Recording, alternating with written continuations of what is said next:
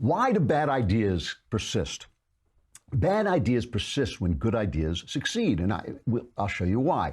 So Christianity and its resulting theories like capitalism and independence and individualism and free markets and all the freedom that grew up out of the blending of Christianity and classical values, it created so much success that people started to get rich, fat, and lazy, right? They started to forget that we are in a struggle for survival. So that when people rushed into our country with their bad ideas, when, Syrian refugees and Muslim workers rushed into our country with their bad ideas that they were fond of their bad ideas because that was the culture they knew, people forgot that you had to stand up for the ideas that had made you rich and fat and lazy. You forget that you have to stand up for the things, all these ideas are built on a tower, right?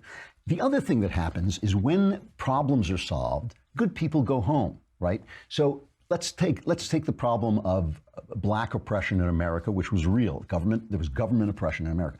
There's only one kind of racism that the government can get rid of: government racism. Governments can get rid of government racism. They can say, no, you can't put a sign up that doesn't let a black guy use the public toilet. They can say, no, you can't keep black men and women from voting. You have to let them vote, because otherwise, if they're not part of the system, why should they be indebted to the system? Why should they actually be devoted to the system if they can't operate the system? Government can get rid of government racism, and it did. And when it does, the people who say, okay, now you're not stopping me. I'm still going to bump into racists from time to time. Still going to bump into a jerk who doesn't like me because my skin is a different color. There's always going to be some idiot quoting some pseudoscientific genetic stuff. I can live with that. The world is filled with different kinds of people. But as long as the government is not standing in my way, as long as there are no laws that keep me from being who I want to be, I'm going to go out and do my thing. That guy doesn't complain. That guy is too busy working, or girl is too busy working, too busy living his or her life, rising to the top, making a life for himself and his kids and his family.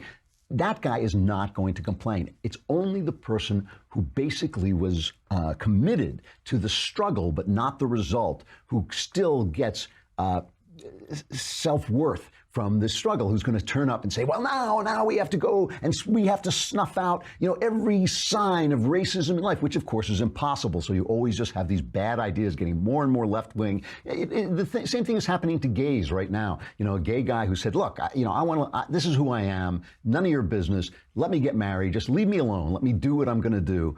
He's basically won. He's got nothing to fight about anymore. The only guy is the guy who wants to hunt down every florist who's a Christian and doesn't want to cater his wedding. That's the guy who remains. So the bad ideas, the leftist ideas, the ideas of socialism, they just keep coming back. There was this thing on CNN, a guy, let me see if I've got his name here, Andrew Beveridge, a sociology professor. He made a slip, and I always hate to bring people up because we all make slips, we all make these, but it really does tell you something. Just listen to what he says for just a minute. Ever since the 14th Amendment, all people in the United States have been counted: women, children, blacks, non-citizens, etc.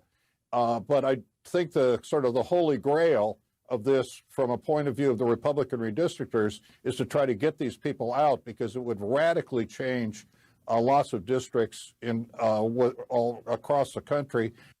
So he said slaves instead of blacks. And the only reason I bring it up is not, like I said, anybody can make a mistake, and he was talking about the past and all this. But that is the mindset of the left, is that these problems never go away, because if they go away, then you have to start talking about a new idea. You have to start talking about what you're going to create, what you're going to put forward. And when has the left ever created anything? Their whole philosophy is to take from creators and spread it around instead of encouraging each person to find his way.